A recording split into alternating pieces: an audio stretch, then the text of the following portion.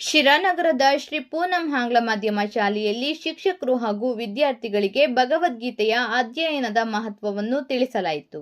ಪ್ರವರ್ತಕರಾಗಿ Bengaluru ISKCON ಸಂಸ್ಥೆಯ ಶ್ರೀ ಸುರನಾಥ ಗಿರಿಧರದಾಸ ಪ್ರಭುಗಳು ಆಗಮಿಸಿದ್ದರು. ಶ್ರೀಕೃಷ್ಣನ ವಿರಾಟ ಸ್ವರೂಪದ ಹಾಗೂ ದಶಾವತಾರಗಳಲ್ಲಿನ ಮಹಿಮೆಗಳ ಬಗ್ಗೆ ಮತ್ತು ಶ್ರೀಕೃಷ್ಣನ ಲೀಲೆಗಳ ಬಗ್ಗೆ ಹೇಳುತ್ತಾ ಮಾನವನ ಬದುಕಿಗೆ ಭಗವದ್ಗೀತೆಯ ಅಗತ್ಯವನ್ನು ತಿಳಿಸಿದರು. ಸಂಸ್ಕಾರದಿಂದ ಬದುಕು ಸಾಗಿಸಬೇಕೆಂದರೆ ಸಮಾಜದಲ್ಲಿ ಪರಿಶುದ್ಧವಾದ ವಾತಾವರಣ ನಿರ್ಮಾಣವಾಗಬೇಕು.